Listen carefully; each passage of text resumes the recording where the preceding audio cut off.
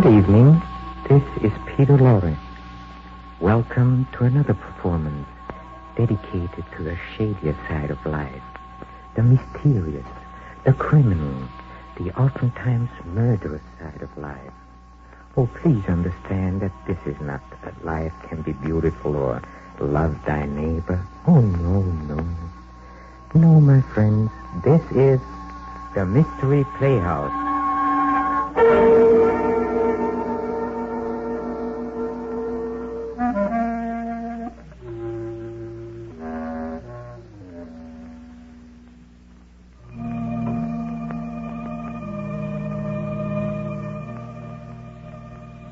There is probably no stranger, no more unexplainable source of mystery than the human mind itself. It twists and turns sometimes in labyrinthian confusion and often becomes the victim of a grim and horrible obsession. An obsession that has no relationship to the life surrounding it, but one that is very real to him who is obsessed. Listen.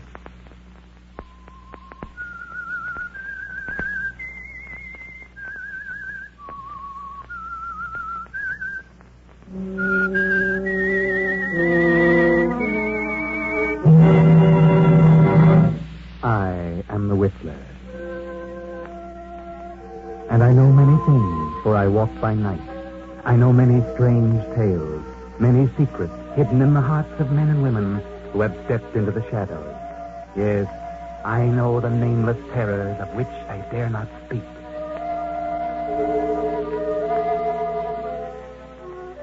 Professor Arthur Rugsby had a theory. Professor Rugsby is a psychologist, and this is his theory. I contend that a person who has decided to kill himself can very easily be turned from this desire to the desire of taking the life of another. I can prove my theory, and if necessary, that is what I will do. Do you agree? Do you believe that if you were about to commit suicide, you could be swayed from your purpose and become a murderer? Professor Rugsby thinks so. But he's just made this strange statement to his publisher, Mr. Hellman. Hellman glances at the manuscript and smiles. The professor leans forward and asks, Well, Hellman, what do you think? It's purely conjecture, simply a theory, and I wouldn't advise publishing it. But I've worked on it for a long time, and it will work. What good have you accomplished if you can prove it? It's negative. It's not negative. It's positive. I know it. It's so silly. Fancy, an ordinary human being has suffered reverses, is sick of it all. He wants to leave it all behind him. And you say he can be changed to want to kill somebody else. I do. Self-destruction and the destruction of other life are closely related in the mind. It's like, well, a hair's breadth. The dividing line is infinitesimal. It's ridiculous. You won't publish it? Ranger would fire me. Why? He told me that if you came in here with any more silly ideas like the last one, to tell you that you're no more of a psychologist than he is. That in his opinion, you should be in the asylum. Mr. Granger, I didn't say that. It's you who think I'm crazy. You've never liked me. For some reason, you're trying to tear me down. Well, we'll see, Mr. Hellman. We'll see. Wait a minute. I'll show you whether my works are illogical. I'll show you. Oh, calm down. I'm going to make you eat those words. I'm going to prove my theory, and then I'll bring it to a conclusion, and you'll know that my theory's sound. Good night.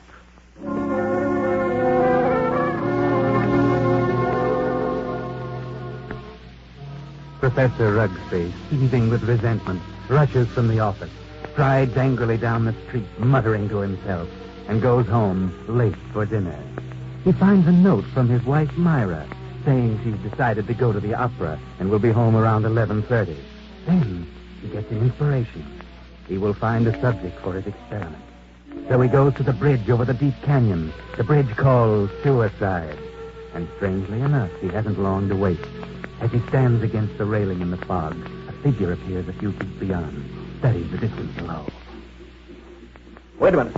Huh? That's very silly. Let go of me. Oh, no, I couldn't do that. I need you. Get away. Look, it's 500 feet to those tracks below. Hard steel rails. And don't believe what you heard about not knowing what happened. Let loose. People don't always die instantly. They live in agony for minutes and sometimes for hours. It's a horrible death. I know. How do you know? I'm a doctor. Doctor? Yes. I can tell you much simpler ways, much less painful ways, and quicker. You're a nice-looking girl. An intelligent girl. Maybe after I've talked to you a while, you wouldn't want to do this at all. No. Maybe a few minutes' talk will change the entire picture for you. What could you do to help me? There's a motive back of your wanting to do this, and I'd like to know what it is. Nothing doing. Haven't you any relatives, any loved ones you'd like to do something for? Yes. And if you talk with me for a while, maybe I can find a way clear to help. Oh, you sound crazy to me. Oh, no. I may be many things, but I'm not crazy. All right, I'll talk to you. Where? My apartment. I might have known. No. I'm serious. I really want to talk to you. All right, I'll take it.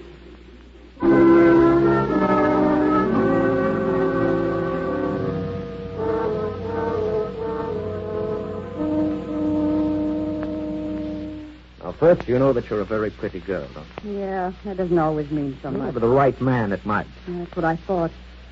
I found out it didn't mean a thing. Ah, then it was because of the man. I knew it. Really? How did you guess? Well, I'm a student of psychology. Student? You're a little past student days, aren't you? No, I'm a writer, then. I write subjects on psychology. I'm Professor Arthur Rubsky. I see. And you want to know what makes me tick. You want to know the reason behind my actions. That's right. I'd like to know what happened to make you want to kill yourself. Suicide is a mental aberration, you know. I'd like to know what preceded the decision to destroy yourself, and also what you thought up until that moment I stopped you on the bridge. What good'll that do? You told me you were not broke, but also you said you had some loved ones you'd like to do something for. I meant I wasn't broke to the point of being hungry. I have a few dollars. But you suggested help to someone in larger town. Yes, I did. Who is the loved one? My mother. You're her only means of support? You intend to kill yourself? Yes. That's being selfish, isn't it? Selfish? Yes, you're concentrating solely on self. Think so? What else? First law of human nature is self-preservation, right? Yeah, I suppose so. And the second law is the preservation of family. Yeah. So you decide to deny the first law, and you destroy yourself. And as a consequence, you deny the second. You leave your mother alone and in need. You indicate a form of insanity. What would be normal? To destroy the other person. The one who has done you wrong. Destroy him instead of yourself. Have you hurt him? No. But he has hurt you deeply. He's done the wrong, correct? Yes. Then the one who's done the wrong should be the one to suffer. You have no legal recourse. No, I'm sorry. I guess you'd kill yourself unless your poor mother suffered because of the wrong of another. Why shouldn't he be the one to suffer? I suppose you're right. Why shouldn't he? What happened? Why not tell me about it? Were you married? No. He never seemed to find time to get around to marriage. What's your name? Gladys. Gladys Tanner. How long have you known him? Almost 4 years. Have you always thought he meant to marry? Yes. Until? Until 3 weeks ago. On July 1st, he had to leave town for a week on business. He said he was going to Kansas City. When he came back, he seemed too busy to see me. And a week ago, I found a snapshot along with several others in the desk at his home. May I see it? Certainly. The picture of him and another woman. But the picture was not taken in Kansas City. No? It was taken on the beach at Atlantic City, and it's dated by the finish of July 3rd. Since his return, he's refused to see me, and yesterday he finally said he didn't care to see me anymore. So I better forget him. It isn't so easy as that, is it? No, I figured I'd done something. I blame myself. Do you know the blonde woman in the snapshot? No. There must be a woman he's met recently. You've known him for 5 years. I don't think you're to blame. He's the one who's in the wrong, and he should be made to suffer. How? Well, you were going to kill yourself? Why should you? Kill him instead. He double-crossed you. He deserves it. Let me go a little deeper into the situation. Whenever a person has reached a conclusion that takes his life...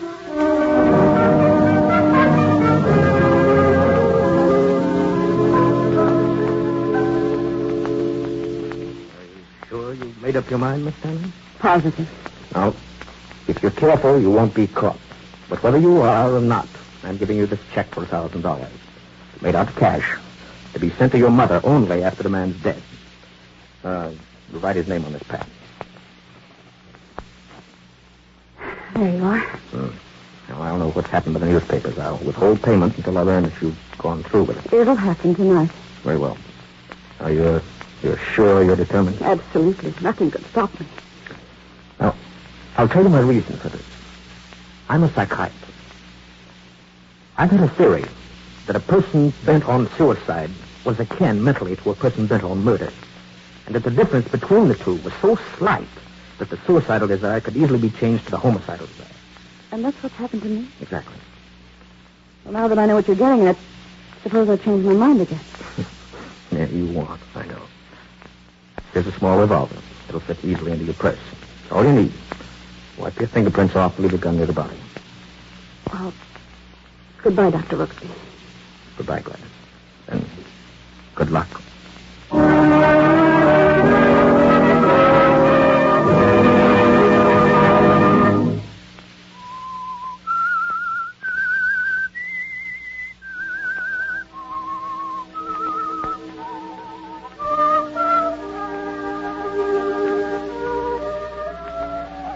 And so Gladys leaves Rugsby and starts off to the house of her victim on the outskirts of town.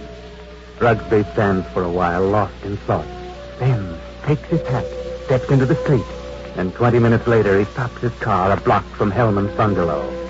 Remember Hellman, the editor who ridiculed the professor's theory?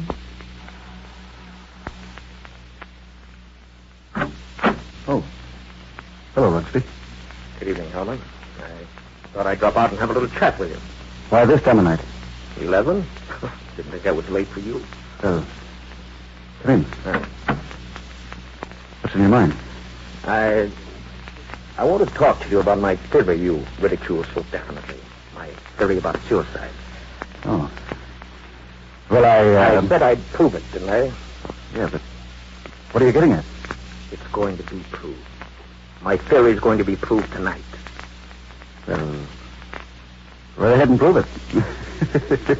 It isn't funny, Hellman. No? How in the world can you prove anything like that? What good will that do you? More than you'll ever know. I don't like you, Hellman. I've never liked you. And I know you don't like me. I can't help that, Rooksby. What are you staring at? Is there someone here with you? Certainly not. That woman's dress on the Davenport. Huh? Oh, my secretary dropped by earlier this evening with a manuscript. She must have forgotten it. She's not here now. Of course not. I'll continue. I found a subject. A girl who was ready to commit suicide because a man had tossed her over for another woman. In a few hours, I was successful in changing her thoughts from suicide to homicide. And she's going to kill the man tonight. What do you think of that? There may be a dozen murders tonight. But you'll know which one I mean. You'll know about this murder. What do you mean? Because I'm going to tell who the victim's going to be. If you know who the intended victim is, why don't you stop it? But I wouldn't have proved my theory. You put the girl up to it. You're insane, Rugsby. You think so, Hellman? No sane man would ever think of such a useless, senseless idea. For heaven's sake, stop laughing! I'm thinking about the victim. What he learned. Who is the victim? Morton Hellman. What? Yes, you. Who is the girl? I know of no girl who want to kill me. Well, this one does. No. I wouldn't put it past you to hire somebody to do something like this. No. This girl's no fake. This girl's serious. Deadly serious. Who is she? I don't know. You're the only one I know who doesn't like me. You're the only one I know with a motive. But believe me, Rugsby, you'll not get away with it. You've probably hypnotized some poor woman, figuring she'd never remember what happened. Oh, Hellman, you underestimate me. Maybe I do underestimate your evil mind, but believe me... Put your hands up, Hellman. Get away from that desk. I'll just take care of your gun, Hellman. Yeah. When did you start carrying a gun, Rugsby? No? A gun? Don't be silly. This isn't a gun in my pocket. It's just my pipe. See? What do you hear, Hellman? Nothing. Oh, I heard it, too. Sound on the porch. Well, I'll leave now. Back way. I'll put your gun in the kitchen. You look so anxious. I'll be very careful to remove all the fingerprints. You insane fool! It's fancy. You Hellman. You're going to help prove my theory. Good night. Crazy devil. I'll have him locked up before he gets across town. Good evening, Mr. Hellman. What? How did you get in here? Through the patio door. What do you want?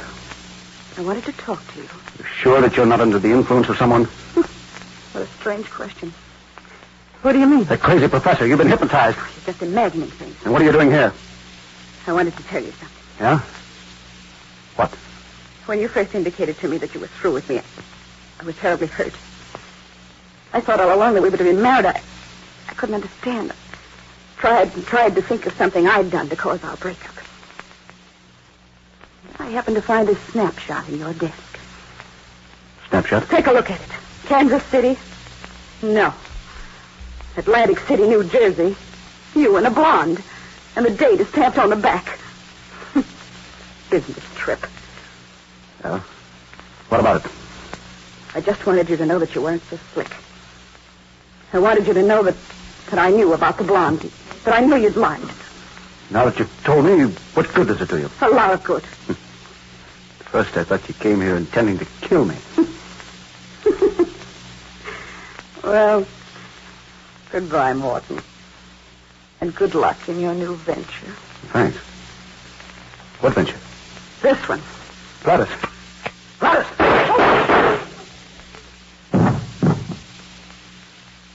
And wish me luck. In mine.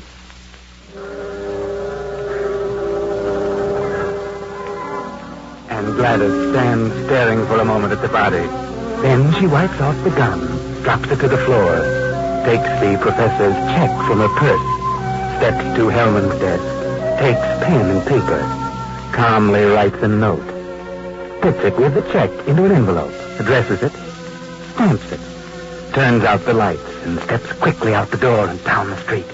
At the corner, she pauses, drops the envelope in the mailbox, and disappears. Well, Professor Rugsby, there you are.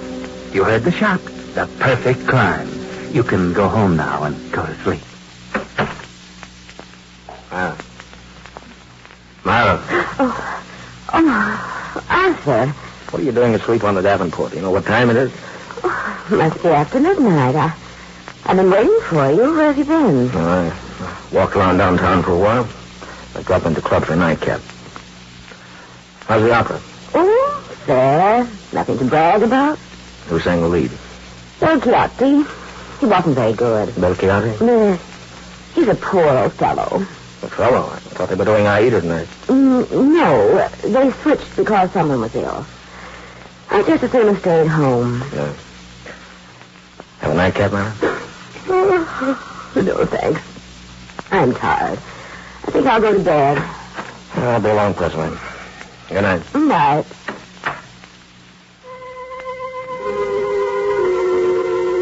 Well, Professor, it's been a great day. A triumph for you. Your theory proved and nothing to be traced to you. The one perfect crime. He sits over his drink for a while, then turns out the lights and goes to bed. The night passes and morning comes. The professor rises cheerfully and prepares for breakfast. Then... I'll get it, Myra. Yes? Are you Professor Rugsby? Yes. May I come in? I'd like to talk with you. Oh, of course. What is it? Is your wife in? Yes. I'd like to see her, too. Who are you? I'm Lieutenant Davis, Detective Headquarters. What? What do you want? Will you call your wife? Oh, why, certainly. Myra, what's this all about? What is it, Arthur? This is Lieutenant Davis from Detective Headquarters. He says he wants to talk to us. Oh, really? What about? May I ask where you were last night, Mrs. Rugsby? Why, certainly. I went to the opera. What time did you get home? Oh, I imagine it was around 11 or shortly after. Were you at home last evening, Professor? Well, I was at the club and got home about 12:30. What's this all about? Do you know Morton Hellman? Certainly. What about him? He's been murdered. Murdered? Good Lord, when? Around midnight last night. They found him this morning. Terrible. Oh, I've known him for years. He was editor-in-chief of the company publishing my writings. I'm a psychologist, you know. Yes, I know. But what do you want to know from us? Well, we weren't connected socially with Hellman, just in business. Did you know him, Mrs. Rugsby? Yes, I knew him, very slightly. Do either of you know of anyone who'd have reason to kill him? Well, certainly not. Everyone thought highly of him. Did you ever hear of a girl named Gladys Tanner? Gladys Tanner? No. Did you know of a Gladys Tanner, Mrs. Rugsby? No, who is she? She went with Hellman for several years. They were supposed to be engaged. For some reason, it blew up because of another woman. So what? Is this your purse, Mrs. Rugsby? Well, of course it is. That's the one I gave you last Christmas, Myra. Why, yes, Oh, I must have lost it downtown. Where did you find this, Lieutenant? At Hellman's home. Hellman's home. Well, how in the world did Good it... heavens, but We how? found it on the sofa. I can't imagine how it could get there. And this is the revolver that killed Hellman. Found on the floor beside him. No fingerprints on it, however. What? May I see it? Why, Myra, this is your gun. Well, I bought this for you 2 years ago when I went away on that lecture tour. Yes, I think it's mine, but it just doesn't make sense. Did you have the gun in your purse when you lost it last night? Why, perhaps I did. I'm so confused now. I can't Well, remember. think, Myra, think. Well, this is terrible. I know. Oh, dear, I feel ill. Did you ever fire this gun? Yes, once last year up in the mountains. I wanted to see how it worked. Ever reload it? Why, no, I didn't. When did you see it last? Oh, yesterday. And you've never reloaded it? No, I've never reloaded it. Just didn't think about it. Maybe I did put it in my purse. I don't know. And whoever found the purse may have used the gun to... Oh, I just can't seem to think of... This gun misfired on the first 2 shots. The other 3 killed Hellman. This is the most amazing piece of coincidence I've ever heard. Why would my wife want to do such a thing? Why should she go to Hellman? She hardly knew him. Are you sure about that, Professor? Of course I'm sure. Well, I'm sorry to say I think she's lying. What?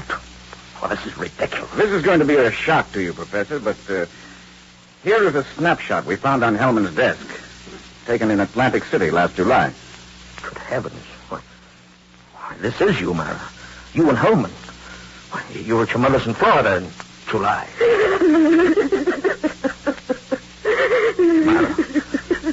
Myra, look at me. What does this mean? I can't. I can't believe such a thing. It just doesn't seem possible. May I have the purse, the gun, and photo? Thanks. I'm sorry, but I'll have to take her down to headquarters. I didn't kill him. I didn't. I wouldn't. I loved him. Better pull yourself together, Myra. You'll have to go with me. Yes, we want photos and fingerprints. Better get ready, Myra. I can't do it. Certainly looks bad for her. I'm afraid it does. Looks like an open and shut case to me. Will you come along, too, Professor? Why, certainly.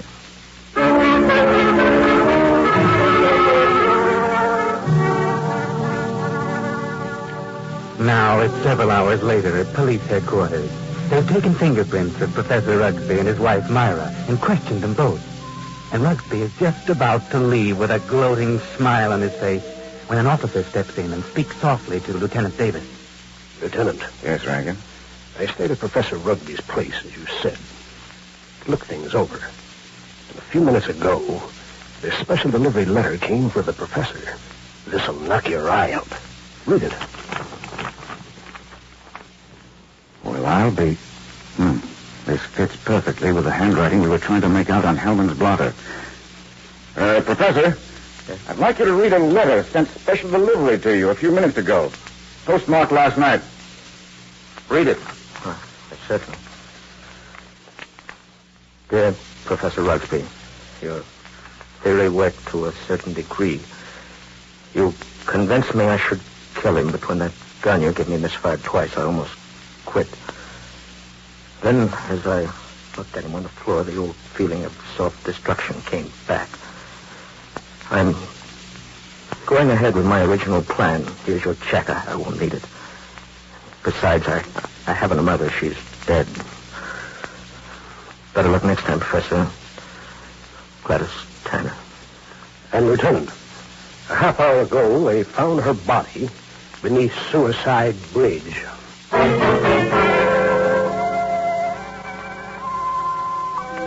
Well, it all worked out beautifully for the professor, up to the point where he changed his plans.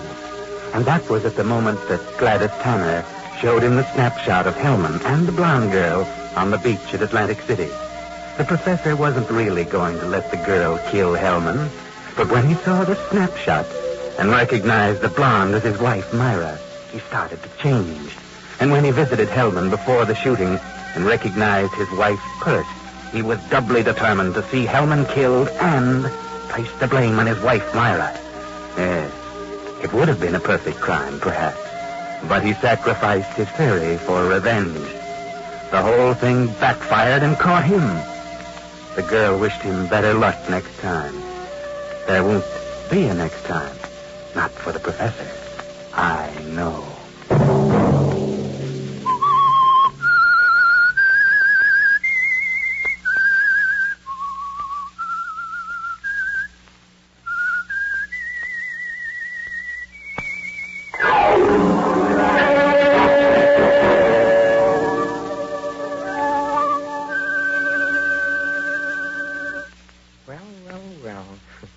It looks like Professor Rugby's obsession for scientific experimentation melted away before the more ordinary urge for revenge.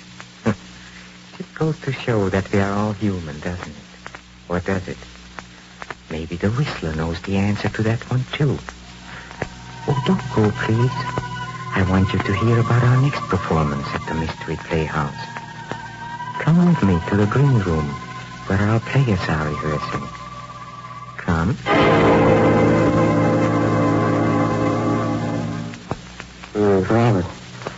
Robert, before leaving the theater tonight, someone told me that you and Julie Winthrop are going to be married. Is it true? Yes, we'll be married in 2 weeks, right after my wife gets a decree in Reno. You must not marry Julie. Not marry Julie? Oh, who are you to tell me what I can do? I know Julie well, and I also know you. That's why you must not marry her. Charles, it might be better for you to mind your own business. Julie and I are in love with each other. No, you're not.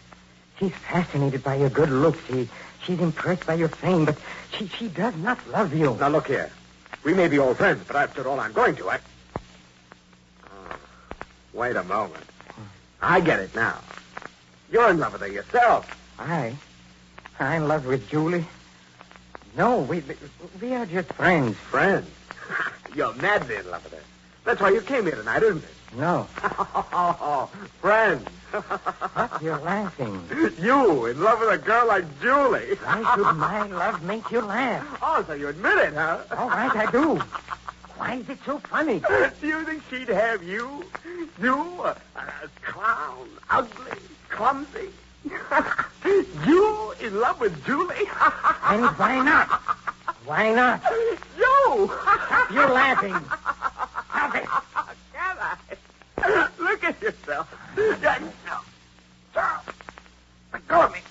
No. You're choking. Let go. A joke, huh? A joke. Laugh. Go ahead. Laugh now. Laugh. Robert. Robert. I didn't mean it. Robert. Lord, what have I done?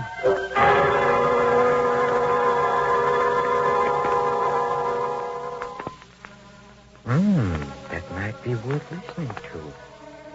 Funny thing, that little man sounds familiar. I must have seen him in pictures. Anyway, the scene you just heard is an Inner Sanctum mystery and will be our next performance. This is Peter Lorre closing the doors of the Mystery Playhouse. Good night. Sleep tight. This is the Armed Forces Radio Service.